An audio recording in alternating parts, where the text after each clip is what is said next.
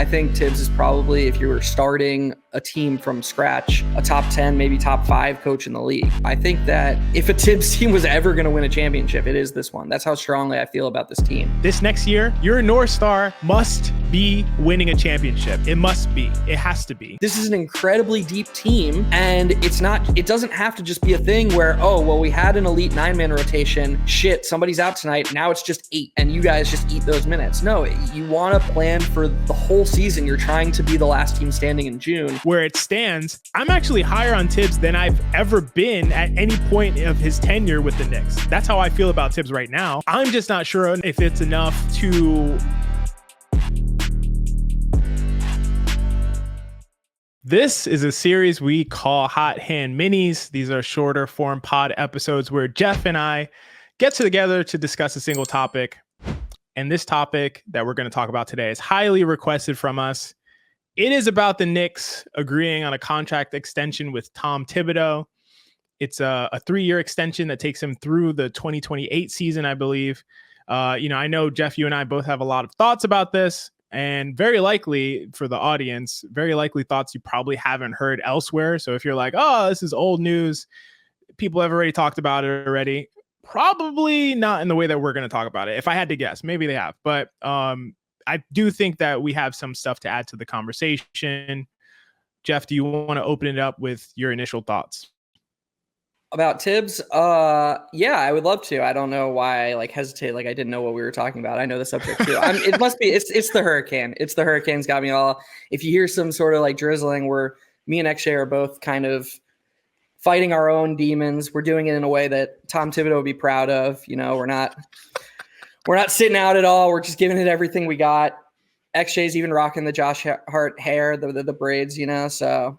He would play me. He would play me 48 minutes with his hair. He would play you 55 minutes in a single overtime game.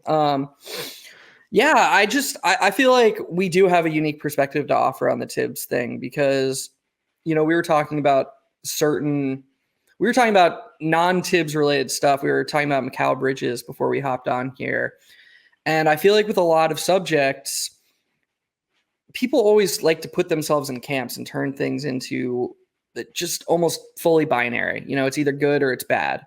And I think the thing XJ and I do, as well as anyone, is we don't really come on here with our own perspective, and we try not to have our own biases. We just kind of want to lay out what we think are the facts or close to the facts, and let the people who listen draw their own conclusions, how much they care about certain things. You might not care about the fact that, for example, we're both a little worried that Donte DiVincenzo isn't going to play as much this season. Maybe you don't care about that. So you're not here to have us tell you what to care about, but our goal is to just help paint the picture, and, you guys take it from there. And I think we're going to try and do that with the Thibs extension. We're going to try and lay out all the facts. We're going to try and, hopefully tell you why we think it's good and why it may not be so good. And yeah, I think it's going to be a really interesting conversation. Yeah. What are we talking about? Thibs again? No, I'm just kidding. I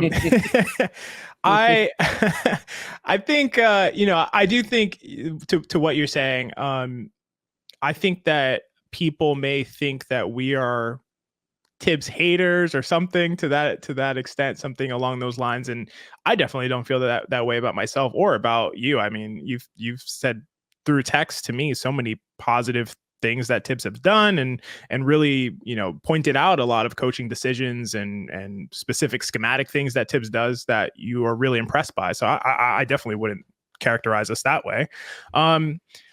I think that Thibs is a really good coach. I think he seems to be a great tone setter, strong culture builder. He gets this particular group of guys to buy in, which is all that matters. He needs to get this particular group of guys to buy in. It doesn't matter if, other players around the league would. He has this group, and this is the group that they've built around him in particular. So it works really well. I think additionally, I think he's made a ton of strides over the past couple seasons towards becoming potentially even better by improving on things that I think that he hasn't been that great at in terms of his flexibility.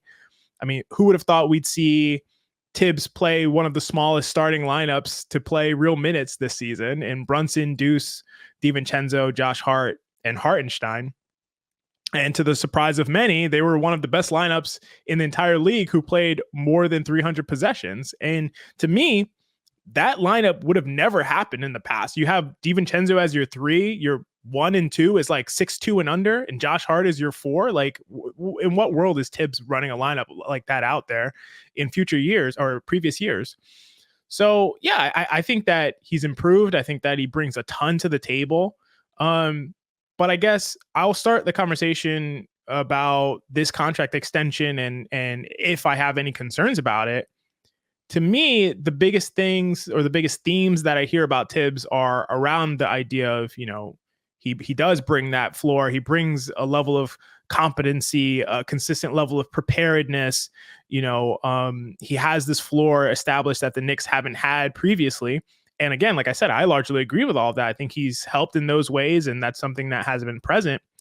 But I think where I differ from people is that that's not ever been my objective. Like, if anything, that's a means to an end. But the end that I've wanted and will always want for my sports teams is I want them to win a championship, and ideally multiple championships. So, I want to articulate my perspective with the understanding that titles are the exclusive objective for me personally.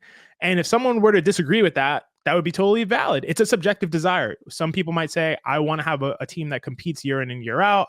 I want to have a team that has a certain type of mentality. I want to have a team that demonstrates competency. That's not like a laughing stock of you could have all of these different desires that you want for your team that you root for. But for me, my exclusive, the one desire I have, the one thing I care about, the only thing I care about is winning a championship. And so I'm going to want a coach that I believe puts the team at the current moment in the best position to potentially win championships and multiple championships. So that's how I want to start the conversation. That's the thing I think about the most. And I totally think it's fine if everybody is not on the same page about thinking about things in that way. Yeah. And I share that vision mostly. I do think there is value to, we talked about this in the middle of the season. It's possible that the way the Knicks see it is that with Thibs and by elevating the floor, they're giving themselves the most bullets in the chamber. You could have a more volatile approach and raise your ceiling, but maybe you only approach that ceiling 3 out of 5 seasons, where with Thibs, they feel very confident that with this core, they're going to be in the thick of things all 5 seasons. And maybe that does unintentionally almost raise their 5-year championship ceiling. That wouldn't be. And to be clear, real quick, that's still the same goal, right? Like, that's still like, that's just one way to go about achieving that goal, right? But yeah, I agree with you. Yeah. And I largely have the same goals. I have certain concerns related to Thibs and a championship ceiling. And I think we saw a number of those play out over the last few seasons. I want to reiterate that, you said that we're not like Thibs haters or whatever. Like, I think Thibs is probably, if you were starting a team from scratch, a top 10, maybe top 5 coach in the league. But we always talk about here how important, synergy is. And like, you want the players to fit together. You want the coach to align with where the team's at right now. And on one hand, I don't think you could build a more perfectly constructed Thibs roster. I think all the players on this year's team are working in lockstep with Thibs' vision. And so I think that if a Thibs team was ever going to win a championship, it is this one. That's how strongly I feel about this team. And that's one of the reasons that ultimately I think it's something they had to do. I think if you're one of those people who just cares about like, oh, what do they think? Do they think it was a good or a bad decision? I'm not going to go ahead and say it was a good decision, but I think it was the right decision by the Knicks because I think they have their team set in place. And I think there's a concern that if they, do all this, build around their coach and build this core group of guys that fit so well together, and then throw something in the wrench like firing a coach and trying to bring new dynamics in that way, I think you kind of risk the really high floor you established. And honestly, the championship ceiling that they've established. This is a championship level team. So before we delve into, some of the potential concerns, I want to be on record saying that I think the Knicks made the right decision. And I think that I said this to XJ, a little while back, yes, he's extended through 2028, but we see coaches get fired early in contracts all the time. So if you're someone who's really down on Thibs and you're like, oh man, like can't win a championship with this guy, they're just not going to win a championship with this core. I believe that if the outcome is bad this year, relatively bad, I think we could see Thibs out of a job as soon as next offseason. I still don't think that's outside the realm of possibilities. But some of the concerns I have, most of them are around rotations and lineup versatility. That's basically my main concern. Can I speak to your point real quick about like just before you move on to the next one? Hop on it. Being polite. No, I just wanted to say that I also agree. I think that it was the right decision in the regards to like they had to do it, and I feel like it's so. I feel like that's pretty overwhelmingly the case, such that it's like almost like not even a interesting conversation. But I think I'm doing the thing that we talk about that you might do sometimes, where it's like you might assume like, oh yeah, everybody knows that. Like, let me talk about the actual interesting thing. I think that's how I'm thinking of this. But like, I think you're right. It's good to establish. Yeah, I think it was the right decision to give Thibs the extension, and I think that your hand was effectively forced in that way. Yeah, and you brought up a really good point a few weeks ago when you said that one of the reasons it would be a good decision is who knows what you even introduce if you don't extend Thibs now and he's just coaching this last season on the last year of his former deal. You just introduce variables that you don't want in place, you know? Of course, there could be positives to that. He's quote unquote coaching for a job. Maybe he'll do the best coaching job he's ever done, but there are potential negatives. He could be unhappy. He could be less motivated, et cetera, et cetera. But yes, I think we both think it was the right decision. Now let's talk about things to look for this season. I'm gonna ask a question back to you, XJ. If you had to guess, what do you think was the Knicks' most played lineup last season? Most played lineup, I would say probably Brunson, DiVincenzo, Josh Hart. Wait. It can't be. I'm stuck on the 4. And then Hartenstein. I mean, it's got to be Randall with them or Precious with them. I don't know. One of those. So what if I told you that the Knicks' most played lineup last season was a lineup that has 2 guys that aren't on the team anymore and has Julius Randle, who got hurt at the end of January?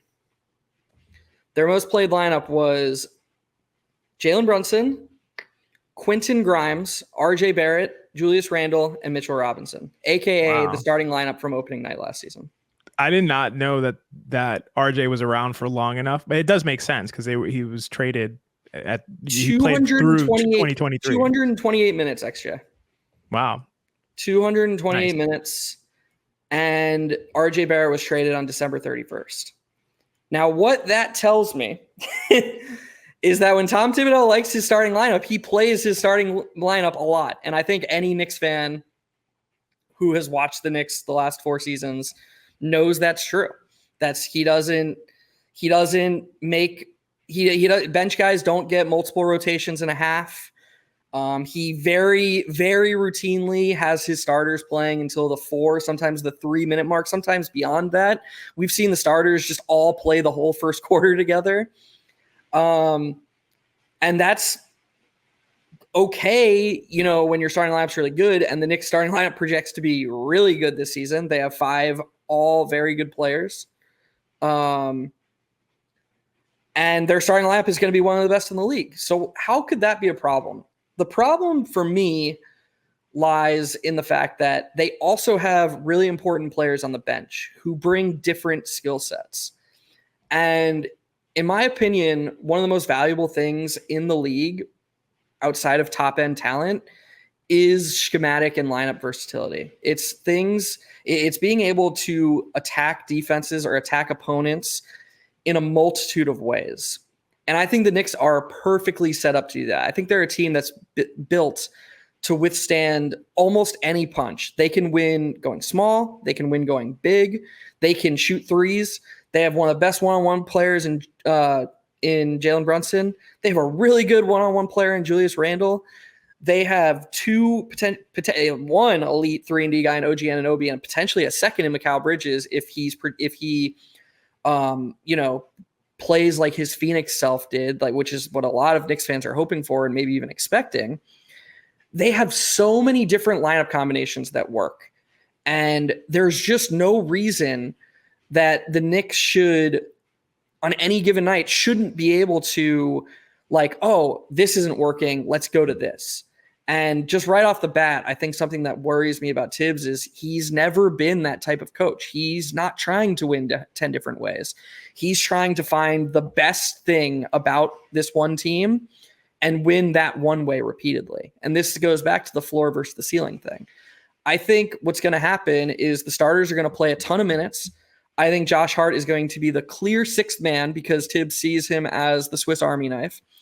And I think we're going to see Deuce and more importantly, Donte kind of fall by the wayside. And I think the Knicks are going to look largely the same throughout the season, unless an injury happens, which that's going to bring me to my second point. And it's probably not going to be what people are expecting because I know people in their heads are already like, oh, like he doesn't play them that many minutes. And that's not where I'm going to go with that. But I want to give XJ a chance to respond.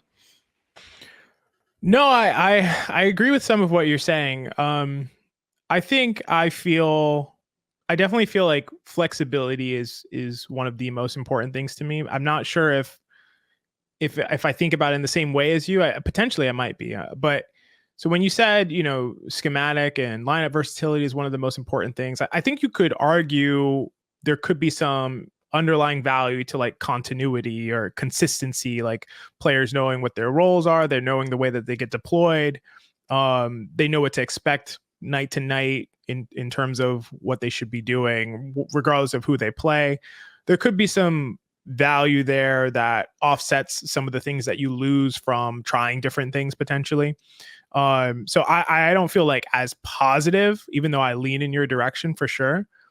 What I do feel really strongly about is that flexibility is most important. And what I mean by that is, some of the features that we're talking about as good things from Thibs, like creating some of this really high floor could be potentially antithetical to the overarching goal that I mentioned, which is obviously winning a championship.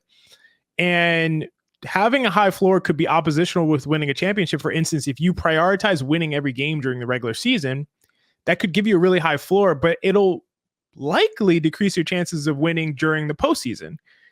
Why is that the case? Because you have to play your main players more minutes. Like you said, the starting lineup is going to play a ton. We know that. Whoever you think are the best players are the ones that are going to be playing. Like you said, Josh Hart is going to be playing a ton and arguably should not be, depending on who your other players are, who your other healthy rotation players are. And you're going to do that because having your best players out there more often than your opponents do gives you a marginal enough advantage to scrap out, a few more wins during the regular season.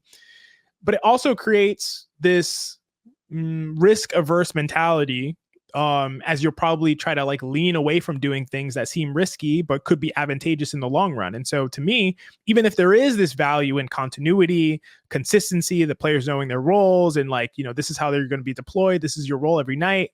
Even if there is value in that Thibs would say, I think that's more important than being flexible to who our opponent is. I would argue that I just feel like that's not enough to offset the value that you would get from seeing what could work in the playoffs, because that's what we're playing for. To me, at the end of the day, this Knicks team, they're in this really rare situation that we haven't seen as Knicks fans, where what happens in the regular season, I'm not going to say it doesn't matter, but it's not really the most important thing. Like, we're in a situation where, the elite teams in the league, the teams that are always expecting to compete for a championship, where like the regular season is almost like a testing ground for the postseason. And I think that in that way, I agree with you. I think that Thibs needs to treat the season like that, but I don't think he will, because I think he wants to scrape out every single win that he can during the regular season. And to me, that lack of flexibility may be the issue. And so in a way, like I said, I agree with you, but I could see the argument that like, well, I think continuity, consistency is just as important, if not more important, but it depends on what your goals are. To win specific games, maybe that's more important. To win in the postseason, to set yourself up for to be in the best situation to potentially win a championship, I don't think that's the best approach. And I think have a hard time arguing that it is. And this gets compounded when injuries occur. You know, the injury conversation happened last year, and you had all these, you know, Knicks accounts posting like gotchas, like, oh, look, here's the minutes per game people averaged when the Knicks had a full rotation. And it was meant as like Thibs doesn't actually run his guys on the ground. That's a flawed narrative. I don't think Thibs runs his guys into the ground. I don't think he's really done so. I think he's actually, this is one of the areas you were talking about that he's grown. I think he's good at limiting minutes when he has a full rotation. I think pretty much since he like destroyed Butler in Chicago, him and Luol Deng were the guys he just like would play 42 minutes a night regardless. And I think he's come a long way since then. But what he does do, and I think it's inarguable, and I don't see why this isn't the main point. It's almost like they are intentionally trying to avoid the conversation because they don't want to talk negatively about their team. When injuries inevitably happen, and I say inevitably because no team has all 5 guys, all 8 rotation players play 82 minutes a night. When these injuries happen, Thibodeau's mentality does not change. He maintains that he wants to give his team the best chance of winning, and he's going to have the guys on the court that he thinks in that moment, future be damned, the next day be damned, the next 10 days, the playoffs be damned. He's going to put the guys out there that he thinks has the best chance of winning. And this is a snowball effect. We saw it last season. Isaiah Hartenstein was playing reasonable minutes, and then Mitchell Robinson got hurt. And Isaiah Hartenstein overwhelmingly gave the Knicks the best chance to win at center every single night. And if you go look at his minutes in January, he never recovered from that. Go look at the minutes he played in January after Mitchell Robinson got hurt. It's 35, 40. You had a guy who was averaging 20 to 24 minutes a game his entire career, playing minutes he'd never played ever before. And then he got hurt, and so on. This is a snowball effect. You look at every direction. When an injury happens, he doesn't stay the course. It's not, okay, well, we're going to have to accept that we're not the best version of ourselves right now. No, all of a sudden the gap between his remaining best players and the guys he's supposed to replace the hurt players with, it's even wider than it was before. And he has more individual incentive to keep those guys on the court because they're so much better. Why would I ever play Evan Fournier 20 minutes when I could just play Jalen Brunson 44 minutes? You know, like that is, in his mind, that is the battle. And so to give the Knicks the best chance of peaking in the playoffs, he has to be willing to take a step back in these areas. And this sort of flexibility is what we're talking about. And I'm not even saying like, oh, he's got to play fucking Pacome Dadier in these regular season games. But what I am saying is lineup flexibility with your bench guys goes into this. And if, you know, OG Anunoby gets hurt, oh, okay, well, I don't need a facsimile of OG Anunoby. I don't need Mikal Bridges just out there 48 minutes because he's now playing the OG Anunoby role. He needs to be a little bit more creative and be like, okay, OG Anunoby's not there. Rather than trying to replace him in the aggregate, what different lineups, how can we leverage other advantages we have? This is an incredibly deep team. And it doesn't have to just be a thing where, oh, well, we had an elite 9-man rotation. Shit, somebody's out tonight. Now it's just 8. And you guys just eat those minutes. No, you want to plan for the whole season. You're trying to be the last team standing in June. And I feel very strongly that his approach to when players get hurt is extremely suboptimal and and lowers the Knicks ceiling in the playoffs. This is such a great point. I think this is a great point. And this is why for the Knicks, specifically for this Knicks team coming up, and to be honest, maybe it wasn't true for last year's Knicks team. I think you could argue that maybe we didn't know if they were really, you know, a title kind of favorite, title contender team. Even after he got OG Anunoby, he played for, you know, along with Julius Randle for whatever it was, 16, 14 games. It was 16 games. They went 14-2, and then 16 games where they went 14-2. They got, people are going to be mad at this, they got a lot of shooting luck during that time. But they did play for 16 games and they were very successful. But maybe you could say, well, we're still building. We're not sure if we're there yet. We just got OG. This next year, your North Star must be winning a championship. It must be. It has to be. I just think that understanding the goal is to win a championship, and we should do everything that increases those chances and do nothing that decreases those chances. And that's it. And having the mental flexibility to include information that clashes with his intuitions. And so, for example, what I mean by that is, if Thibs thought being the 2 seed significantly increases the chances of winning the title relative to being the 5 seed, such that it's worth playing these guys much more or not trying out certain lineups, that's the kind of thing that he needs to have conversations about with his coaching staff, with the analytics department. And so in this case, if he's prioritizing, their chances at home court advantage over the chances of good health, I wouldn't want him to just bank on his intuition on that, but try to gather data about that, especially data that conflicts with what he believes to be the case. And of course, I think this is actually a complicated analysis. I definitely think that it's likely that having health is more important. Home court matters. Home court matters less than it used to. Based on the data and trends that we've seen over time, home court matters less than it used to. Still matters a lot in the postseason. But it is a complicated analysis. I'm just using it as an example of stuff I'd want the coach to get feedback on and be strongly influenced rather than just relying on intuition.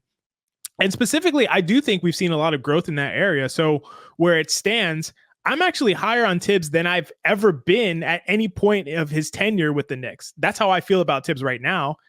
I'm just not sure if it's enough to win a championship, to be best positioned to win a championship. And I think this year will help answer a lot of those questions for me. I just think it's just such a great point that you brought up. Yeah. And I think that's, if you're looking for a conclusion or a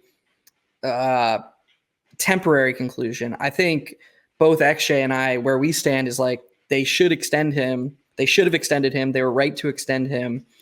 But this needs to be like a show me year. This needs to be did you do the things that we think help the Knicks approach their ceiling so they were ready to peak in the postseason? Not that XJ and I are the end all be all of analysis and like what we think goes, but if the season ends and they lose to Boston in 6 tough games in the Eastern Conference Finals, it's not going to be a thing where it's like, oh, he didn't do enough. This coach isn't the right guy. Like, there are outcomes where they don't win a championship and Thibs did all he could do, or Thibs did enough where it's like, why would you hire another coach? If that's the outcome, you won't find 2 people who are more honest and are willing to make that analysis. I think where we're coming from is just a skepticism that that's going to happen. And one other thing I wanted to talk about is, and I think it's a big thing for this team in terms of approaching a ceiling, I don't think the Knicks even know what their best lineup is going to be. I can think of 3 options that their best lineup is. And to be honest, I don't think 2 of them are going to get any time on the court at all. So yeah, to be clear for those at home who don't know what I'm talking about, I think the Knicks' 3 best lineups will be the starting lineup with DiVincenzo instead of Mitchell Robinson, and the starting lineup with DiVincenzo instead of Julius Randle. And I think the last 2 lineups that I said won't play. I'd be shocked unless major injuries happen to certain players. I'd be shocked if they played more than like 100 possessions or something. I think they'll see very minimal. You're raising your eyebrows. Was that even too high? Yeah, they ain't playing 100 possessions. I mean, we'll see. Obviously, like, I could be wrong, but of course I could be wrong. But yeah, I'm just really, really skeptical about that. And I agree with you. I think those lineups that you said, and with the starting lineup, just to be clear for everyone, being Brunson, Bridges, OG, Randall, and Mitch, in those subsidiary lineups, I think have the best chance to be their best lineups. And I think that part of my skepticism around, is Thibs going to be the guy to actually get the Knicks to the next level? Like, he's built up this floor, helped build up this floor and this culture and this continuity. Is he going to be the person to get them to the next level? And if I thought those other lineups would play a lot more, my view on that would be shifted in the direction of, yeah, he probably could be or is, but I just am very doubtful, and we'll see. We'll find out very soon. We'll find out very soon into the season, I think. I would just invite anyone who's skeptical of what we're saying about this, specifically regarding DiVincenzo, I would invite you to just do like a little mental game in your head. Just try to build a rotation based on how Thibs has substituted and rotated the last 4 seasons that involves DiVincenzo playing over 25 minutes a game. It's really hard to do.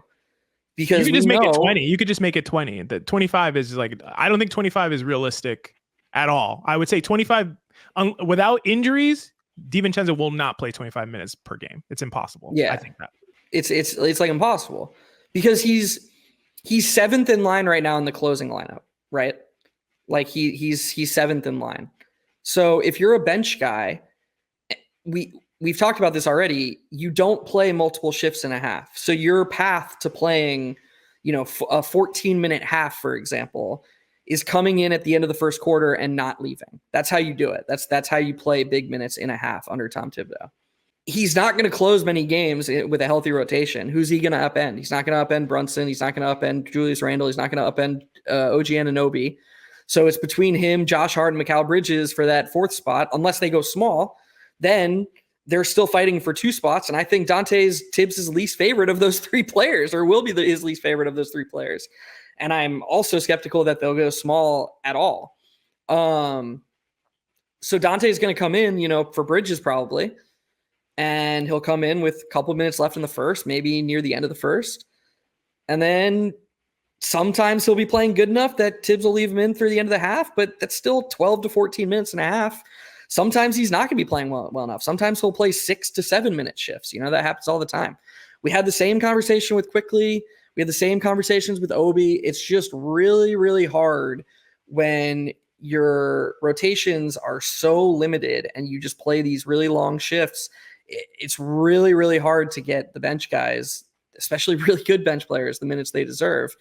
Josh Hart seems to be the exception. And the reason Josh Hart is an exception is because Thibs lets him play multiple positions. And that's the value of the versatility we're talking about. If Thibs saw DiVincenzo as a guy who could play next to two guards, for example, if he saw DiVincenzo as a guy who could play with both Brunson and Mikal Bridges, which he should, he does, by the way. I think he does because, obviously this was with injuries, but he did play him next to Deuce McBride, Jalen Brunson, and Josh Hart. That was like a last resort. That would never, that line. Dude, he played Precious Achiuwa at power forward in the playoffs when OG was back. I know. He could have just kept playing that lineup. Yeah. So he clearly doesn't see him that way. That's fair. That's fair. And maybe he sees, what's funny is I could see him being like, I normally wouldn't play him next to Mikal and Brunson, but they've got that Nova connection. Can you see that? Can you see that being the reason? That the Nova lineup is going to play significant minutes. Yeah, I'm sure about that. That's the way that DiVincenzo gets out there. Maybe it'll be around an injury or something like that. But I think we're going to see Brunson, DiVincenzo, Bridges, Josh Hart, and a center. I think we'll see that lineup out there. Dude, Breen's gonna lose for the Nova purposes, by the way. Yeah. Breen's gonna lose his fucking mind too. He's gonna have such an epic call. He'll be like, y'all waited for it. Here it is. Oh man. But yeah, I just think that, and Donte DiVincenzo isn't gonna make or break the Knicks championship window or ceiling, but the version of Donte DiVincenzo that existed last season was a really, really good player. 88th percentile in offensive EPM or something, over 11 threes per 75, and his highest three-point percentage of his career. He was an amazing offensive player. And look, if you just don't think that was real, okay, I'm a little skeptical that he can duplicate that shooting season ever again too. I truly am. But you have to give it a chance to happen. If it is real, you can't just get rid of it. You can't just be like, nah, we're good. We've got Mikal Bridges now, so we're good. That's preposterous. Here's the issue with that too. Giving it a chance entails giving him the minutes. Because you could imagine in this reduced minute load with fewer shot opportunities, he doesn't get into as good a rhythm, whatever the case may be, and he may shoot a worse percentage, and we'd be like, oh, look, that DiVincenzo season was so fake. But it's that DiVincenzo season didn't come in 20 minutes per game. It came in 30 minutes per game. So if he's playing, it has to compare apples to apples, because I think that we forget all the time these players get in different kinds of rhythms based on the number of shots that they get, the how much they touch the ball, whether they feel like they're in the flow of the offense, whether they feel like they're being parked in the corner. All of those things really matter a lot. We saw Obi Toppin shoot 30, have back-to-back seasons where he shot 31% and then shot 34%. and then went to a new team and shot 40% from three. On not as many attempts per 75 as he did the previous season, but he was in the flow a lot more minutes per game, more touches per game, more time of possession, all of that stuff. So all of these things I think really matter. And so if you're comparing it, if you're like, well, DiVincenzo doesn't do as well as he did last year, we have to be able to compare apples to apples, and we wouldn't be able to do that if he's playing significantly fewer minutes. So I just think that that's a important caveat to that. Yeah, for sure. And it puts a lot of pressure, Nick's on my mind. It puts a lot of pressure on Mikal Freudian. Bridges. It puts a lot of pressure on Mikal Bridges, to be honest, because he's already going to be playing out of position. I believe his optimal position is small forward. But I think it's fine. I think more than fine. I think their starting lineup's going to be elite. Bridges can be better than Donte DiVincenzo. That's I think clear almost, maybe not clear, but I would, if I had to bet on it, I think Bridges the next couple seasons will be better than Donte DiVincenzo, even if they were both in their maximally optimized roles. But for the Knicks to take a step forward, if Bridges is going to be playing, 38, 36 minutes a game, it's not about comparing him to who Donte DiVincenzo is in this new role coming off the bench. It's about how he compares to the Donte DiVincenzo we saw last season, which, fluke or not, that was a really good and impactful player. And that's who Mikal Bridges is replacing. So if in your mind you're trying to project forward and you're trying to say, oh, well, look at how much better the Knicks got. Yeah, they're going from Donte DiVincenzo to Mikal Bridges. That's great. But don't act like it's Donte DiVincenzo in a vacuum versus Mikal Bridges in a vacuum. Mikal Bridges is directly replacing a really, really, really good player. And then Mitchell Robinson is also replacing someone who is a really, really, really good player. So these things matter, and these are all being factored into projecting how high the ceiling for the Knicks is next year. And I think more than anything, for the Knicks to have the best chance to hit their ceiling and to raise their ceiling as high as possible, you really, really need the versatile rotation so that all of these really good pieces have the chance to be their best selves with each other, with all of them flourishing. You can't have just a couple flourishing at the expense of the others, because I think that's how you raise your floor. But I don't know if the Knicks have a good enough team to win a championship if oh yeah, like Brunson is still close to an MVP candidate, and oh, Randall's back as an all-star. But a couple other players got worse. I think everybody needs to be operating close to their maximum in lockstep.